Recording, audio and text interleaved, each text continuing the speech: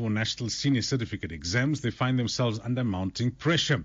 The final stretch is underway. Many are feeling the weight of expectations, which can take a serious toll on their mental health. More than 732,000 full-time candidates are sitting for the exam this year, according to the Department of Basic Education. Joining us now on the line, we've got Meikana Mculwane, Support Administrator at the Cyril Ramaphosa Educational Trust. Meikana, very good morning to you and welcome to Radio Islam International. Good morning. Thank you so much for having me on the show this morning. Well, firstly, tell our listeners a little bit more about the Cyril Ramaphosa Education Trust. Okay. So the Cyril Ramaphosa Education Trust, as you might know or might not know, is a partner entity of the Cyril Ramaphosa Foundation. And I am excited to share that the foundation is celebrating its 20th anniversary this year. Okay. So CRET is an acronym for the Cyril Ramaphosa Education Trust. And what the Education Trust does is that it aims to implement holistic support and youth development modules.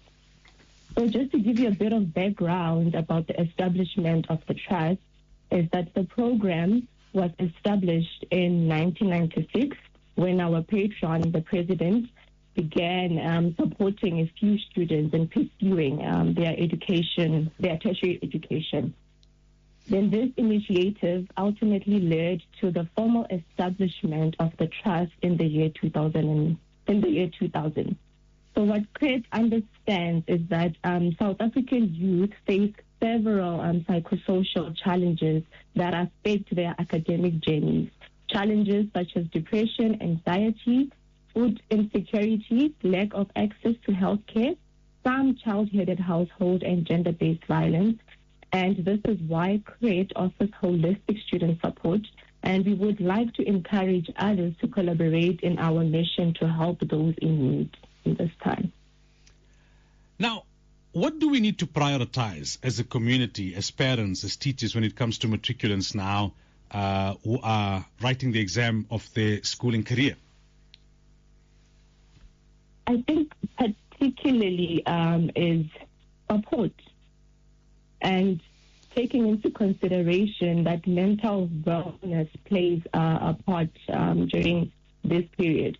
So it is important for us to raise awareness during this period, as not only will it help the students to also understand how to take care of their own mental well-being.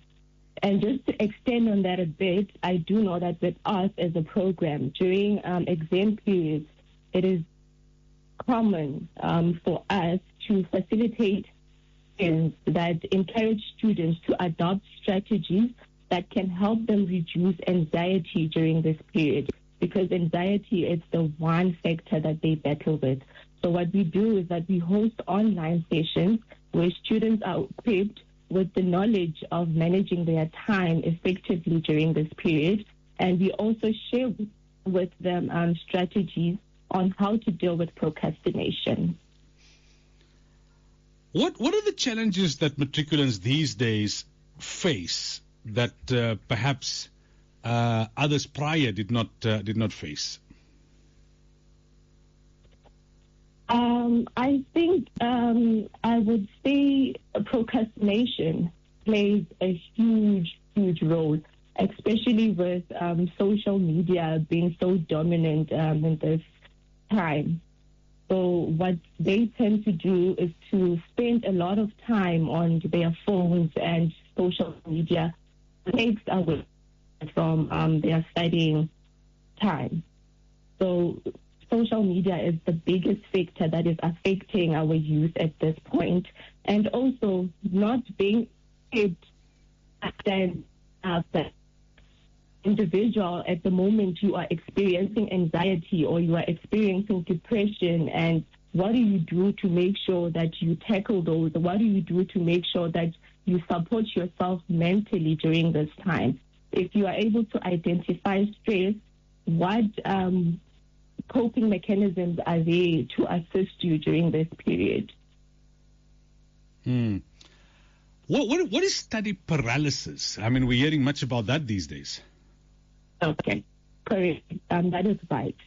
So how we would define study paralysis is that it occurs when students feel so overwhelmed by the work that it's stopping them, or the expectations that they face, and it makes it difficult for them to even start studying.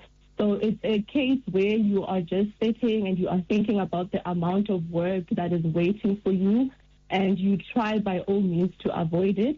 And also expectations. We do know that there are family expectations, and you are expected to pass, and not just pass, but pass with a certain symbol that is good enough to qualify you to a university. So expectations as well. So with these two factors in place, it can lead to study paralysis. So it is a cycle where they are constantly delaying, not studying, and they are also worried at the back of their mind that they are not studying, but also it is very hard for them to initiate the process of studying. So they end up with what we call sleep paralysis. All right. Thank you so much for your time and for chatting to us. We really appreciate it.